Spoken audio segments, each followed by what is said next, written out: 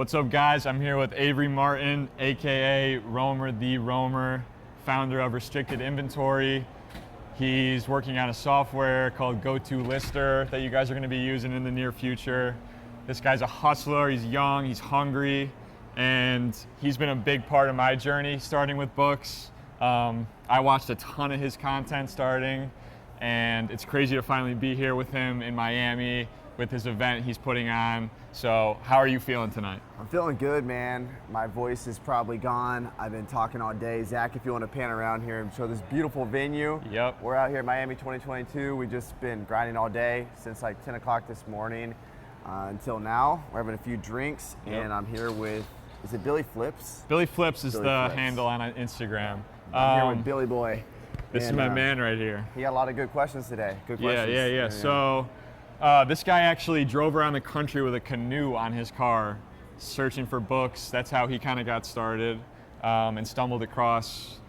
He was ungated in a lot of textbooks. Yeah. Well, actually, take a step back. I Sure. didn't even know I was ungated back then. Yeah. I just sold him. I didn't know, and I would just go. I just traveled across the country just to fucking travel. Right. Go to thrift stores, libraries, college campuses. But like a year or two in, that's when I found out that I was ungated and other people weren't. And it just kind of happened that Restricted Inventory popped up, a service where I sell textbooks for other resellers who can't, and that's my core business today. So Yeah, and you talked about a lot today about making more luck in your business reselling, and a lot of that comes with taking action and finding more opportunity. And for young guys out there that are looking to take on an entrepreneurial venture, whether it be reselling, OA, books, wholesale, give us a little insight on kind of the mindset that you had while you were on your come up. yeah, so actually, like, it wasn't a mindset that I had. I did the right things, but I didn't know I was doing the right things. So what I advocated today was get off the couch, go to parties, talk to more people, talk to your Uber driver, talk to your taxi driver. Why? Because when you do these things, you create more luck in your life. How do you create more luck in your life? You talk to more people, therefore there's more opportunity, therefore more things happen. It sounds crazy, but it's not like a woo-woo idea. The more you talk to people, the more you put yourself out there in the world, the more good things happen to you. So I not inadvertently did it, but I accidentally did it a few years ago. I was living in my car, driving the country.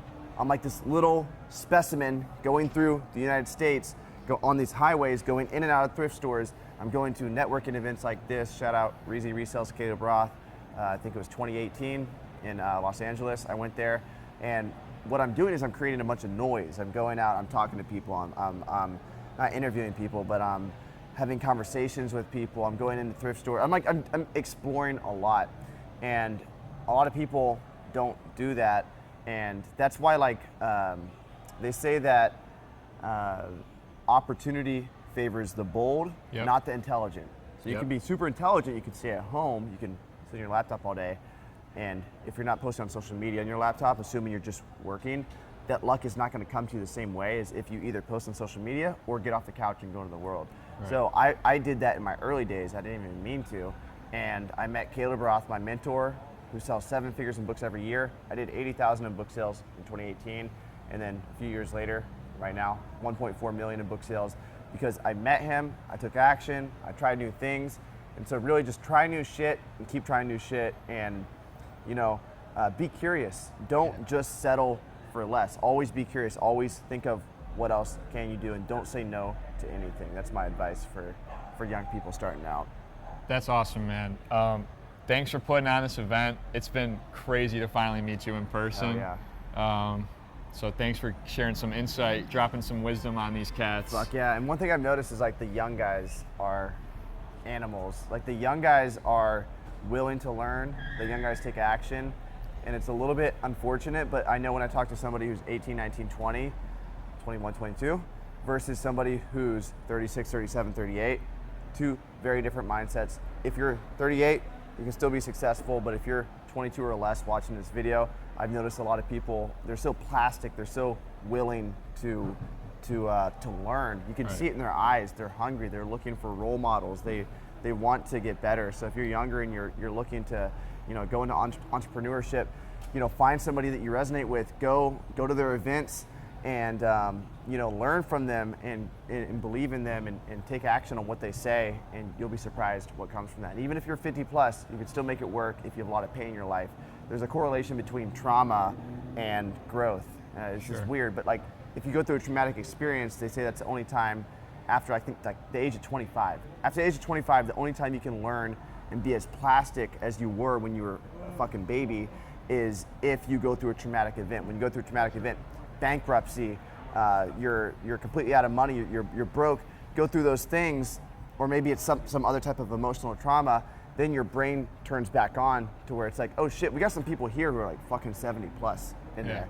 And if they have like the right mixture of trauma, which kind of sounds fucked up, they can actually turn their brain back on to think and say, oh shit, what can I actually do to build an Amazon business? And they think of building an Amazon business in a way that's meaningful, and they're actually trying to build an Amazon business rather than sitting down and taking notes like, oh yeah, I'm gonna build an Amazon business, but they're not actually doing anything to build it. And 18, 19, 20-year-olds naturally have that because they know that they don't know shit. And 18, 19, 20-year-olds are at such a young age that they're doing whatever the fuck they can to make it. So if you're at a young age, take action, guys. You can make anything that you believe in possible if you're intelligent and you actually go out and take action. And this is not, don't be mistaken, this is not a get-rich-quick scheme. This guy was living in his freaking car for at least a year, and he's now doing $1 million+ in sales with that's used not profit. books. That's like 20% profit margin. Right. So don't think that when I say $1 million in sales, I'm making millions of dollars. I will eventually, but not yet. So that's so yeah, this guy's young, on the come up. It's been great talking to you. If you could sum up your key to success and your motivations for the future in one sentence, what would you say? Just don't fucking stop. That's it. Just don't fucking stop. Just keep going. This guy's an animal. Thanks, guys, for watching, and let's have a great rest of the night. Oh yeah, appreciate you, man. Oh yeah. That was dope. Fuck yeah, Billy.